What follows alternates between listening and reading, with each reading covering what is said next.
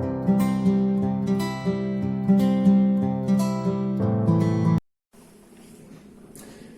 siang Ibu. Ya, selamat siang Mbak. Saya ini Putri Rajianti dari Prodi S1 Keperawatan. Apa benar ini dengan Ibu Linda? Iya benar. Nah, Ibu, kemarin saya sudah melakukan pengkajian terkait hari ini. Nah, di sini saya akan memberikan penyuluhan kesehatan terkait TBC. Selain penyuluhan, saya akan memberikan teknik batu efektif terkait kemarin kan saat dilakukan pengkajian ada pemeriksaan bahwa di ibu terdapat dahak ya Bu ya, dahak yang berlebih. Jadi saya akan mengajarkan teknik batu efektif juga. Mungkin kurang lebih waktunya 20 menit. Di sini saya akan menampilkan video untuk penyuluhannya. Nanti ibu bisa dilihat dari video tersebut. Berapa banyak dari kalian yang tahu apa singkatan dari TBC?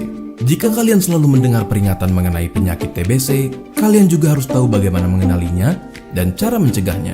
Lalu, bagaimana kita bisa melakukan hal-hal tersebut?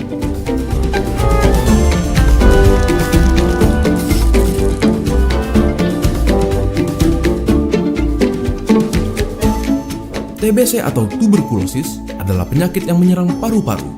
Penyakit ini menular dan mematikan disebabkan oleh infeksi bakteri yang bernama Mycobacterium tuberculosis. Tidak hanya paru-paru, TBC bahkan bisa menginfeksi kelenjar getah bening, usus, tulang, bahkan selaput otak.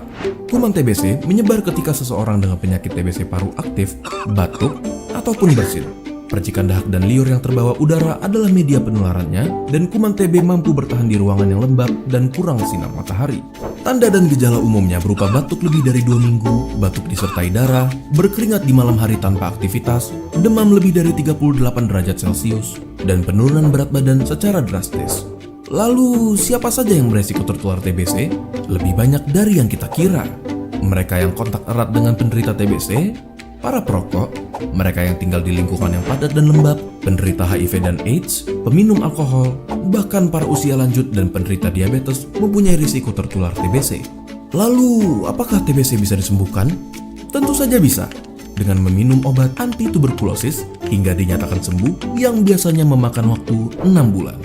Namun, daripada memikirkan tentang melewati proses penyembuhan TBC, ada baiknya kalian fokus mencegahnya terlebih dahulu jika belum tertular. Kalian dapat mencegah penularan tuberkulosis dengan melakukan imunisasi BCG pada bayi, memastikan udara segar dan sinar matahari masuk ke dalam ruangan yang kalian tempati, menutup mulut menggunakan sapu tangan, tisu, masker, maupun lengan di saat hendak batuk dan bersin, ataupun dengan menjaga kebersihan rumah dan lingkungan di sekitarnya. Bahkan, makan cukup asupan bergizi demi ketahanan tubuh dan tidak meludah sembarangan pun dapat membantu kalian mencegah penularan. Pada KLB TBC atau kejadian luar biasa TBC, akan muncul pengumuman KLB oleh pemerintah dan dianjurkan untuk mengikuti petunjuk pemerintah melalui TV, radio, dan media lainnya. Jika kalian menemukan orang dengan tanda dan gejala TBC, ada baiknya kalian merujuk mereka ke fasilitas kesehatan. Bagaimana menurut kalian? Apakah informasi ini berguna? Bagikan ke teman kalian agar mereka dapat mengetahuinya juga, dan jangan lupa subscribe untuk mendukung keberlangsungan channel ini. Jika ada pertanyaan, kalian bisa tulis di kolom komentar di bawah untuk kami jawab. Video ini merupakan kerjasama antara Palang Merah Indonesia dengan Neuron dalam menyediakan informasi yang dapat berguna bagi kalian semua. Terima kasih dan sampai ketemu di video berikutnya.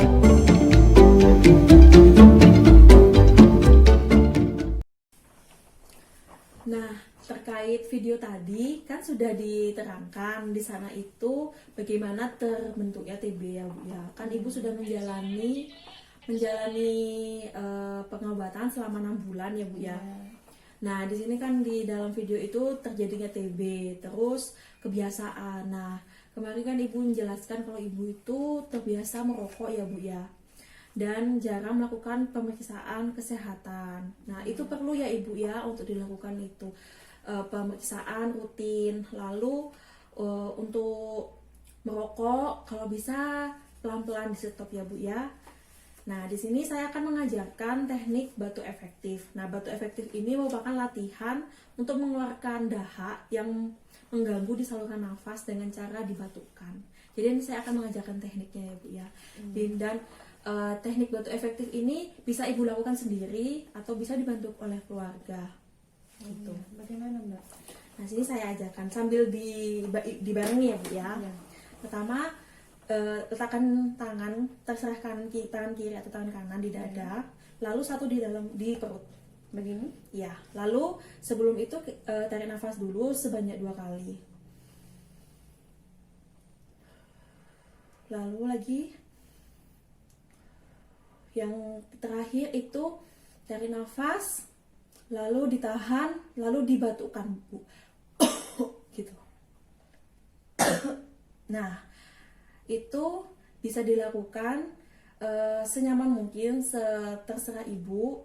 Rasanya seandainya dahak itu sudah mulai keluar, lalu bisa dibuang di wadah. Nanti saat dibuangnya, kalau bisa jangan tercampur dengan keluarga yang lain ya Bu ya. Nah, coba bisa diulangi lagi Bu tekniknya. Lagi tarik nafas. Langsung dibatukkan Mbak. Yang terakhir ditahan, langsung dibatukkan. Nah, habis itu dikeluarkan di dalam wadah ya Bu ya. Nah, untuk teknik batu efektif ini bisa dilakukan setiap hari. Nah, kalau saya menganjurkan ibu bisa melakukan setiap hari karena kan senyamannya ibu, apakah dahaknya itu masih mengganggu, misalnya dahak masih mengganggu bisa dilakukan terus-menerus. Tapi kalau sudah dahaknya sudah hilang, bisa di stop. Berarti itu apa ini ya Mbak? Saya tanya ya Mbak ya. Iya, boleh, monggo. Berarti meskipun saya tidak ingin batuk, dengan cara seperti itu bisa dikeluarkan ya Mbak ya? Iya, bisa dikeluarkan. Kan itu kemarin pembahasannya itu kan ada dahak berlebih. Jadi saya menganjurkan ibu untuk melakukan teknik batu efektif ini. Nah, nanti untuk pertemuan selanjutnya saya mungkin akan datang ke sini lagi untuk mengecek apakah dahak itu sudah hilang apa belum. Iya, berapa hari lagi Mbak kira-kira? Mungkin untuk 3 hari lagi, 3 hari ke depan saya kesini lagi. Oh iya Mbak. Ya, mungkin ada yang perlu ditanyakan lagi. Gak ada Mbak. Udah. Ya, nanti dari keluarga bisa ikut membantu ya Bu ya. Itu ada lagi cara yang kedua, batu efektif. Itu bisa menggunakan bantal. Jadi bantal ditaruh di dada seperti ini, dan untuk menahan biar lebih menahan tahanannya biar maksimal. Seperti itu. Nanti bisa dilakukan sendiri di rumah. Ya. Iya Mbak. Sekian